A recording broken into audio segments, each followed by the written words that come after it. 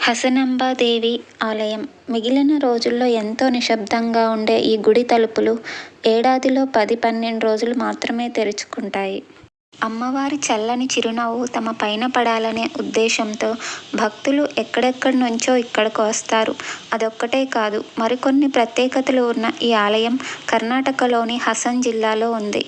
3 రాళ్ల రూపంలో కొలువైన హసనాంబాదేవి అంటే చిరునవ్వులు చిందిస్తూ తమ కష్టాలను పోగొట్టే దేవతగా భక్తులు భావిస్తారు. అమ్మ ఇక్కడ ఉండడం వల్లే జిల్లాకు కూడా హసన్ అనే పేరు వచ్చిందని అంటారు. ఈ ఆలయం తెరిచిన 10 లేదా 12 రోజులు అయ్యాక గర్భగుడిలో పూలు, నేతితో పెట్టిన దీపం నైవేద్యాన్ని అమ్మకు సమర్పించి ఆ తరువాత తలుపులు మూస్తారు. ఏడాది తర్వాత మళ్ళీ తలుపులు తెరిచే నాటికి కూడా ఆ దీపం కొండెక్కకుండా, అలాగే పూలు కూడా మొదటి రోజు ఉంచినట్లుగానే తాజాగా కనిపించడం, నైవేద్యం కూడా ఏమాత్రం పాడవ్వకుండా ఉండడం ఈ ఆలయం ప్రత్యేకత అని చెబుతారు. ఈ గుడిని 12వ శతాబ్దంలో కట్టారని చరిత్ర చెబుతున్నా ఎవరు నిర్మించారనేవి మాత్రం ఎవరికీ తెలియదు. ఈ స్థల పురాణం: అంధకాసురుడు అనే రాక్షసుడు బ్రహ్మ కోసం తపస్సు చేస్తాడు. బ్రహ్మ ప్రత్యక్షం అవడంతో తనకు మరణం లేకుండా ఉండేలా వరం ఇమ్మంటాడు. ఆ వరం వల్ల ప్రపంచాన్ని అల్లకల్లోలం చేయడం మొదలు పెడతాడు. ఇది తెలిసిన శివుడు యోగీశ్వరి అనే శక్తిని సృష్టిస్తాడు. ఆ శక్తి బ్రహ్మి, మహేశ్వరి, కౌమారి, వైష్ణవి, వారాహి, ఇంద్రాణి, చాముండి అనే 7 మాతృకలతో కలిసి ఆ రాక్షసుడిని సంహరిస్తుంది. ఆ తరువాత 7 మాతృకలు కాశీ వెళ్లే ప్రయత్నంలో ఈ హసన్కి చేరుకుంటారు. ఈ ప్రాంతం నచ్చడంతో మహేశ్వరి, వైష్ణవి, కౌమారి ఈ ఆలయం ఉన్న ప్రాంతంలోని ఓ కొండలో మమేకమైతే మరో 3 దేవతలు దేవగిరి హోండా అనే ప్రాంతంలో ఉండిపోతారు. బ్రాహ్మి మాత్రం కంచమన హస్కోట్ పొలిమరల్లో ఉందని అంటారు. అలా అప్పటి నుంచి ఆలయంలో అమ్మవారు 3 రాళ్ల రూపంలో కొలువై భక్తులకు దర్శనమిస్తుందట. అమ్మవారు ఇక్కడ నవ్వుతూ ఉండడం వల్లే ఆమెను హసనాంబాదేవిగా పిలుస్తారు.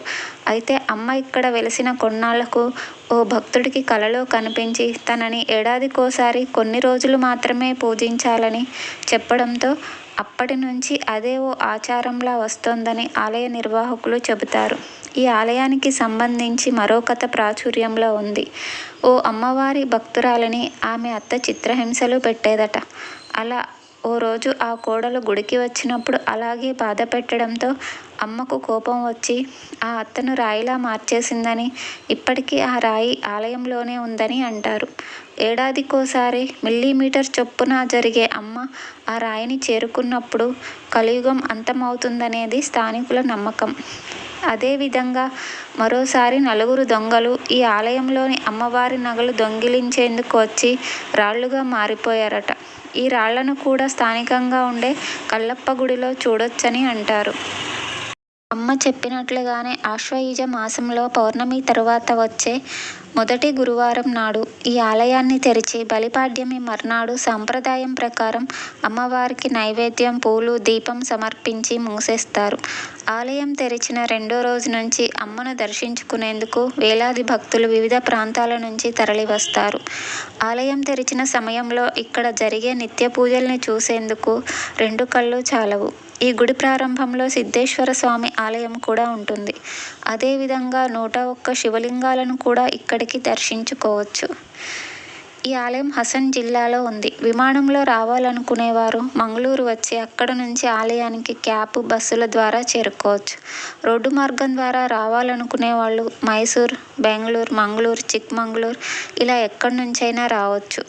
రైల్లో వచ్చేవారు అర్సికెరె స్టేషన్లో దిగి అక్కడి నుంచి దాదాపు 40 కిలోమీటర్ల దూరంలో ఉండే ఆలయానికి బస్సులో చేరుకోవచ్చు.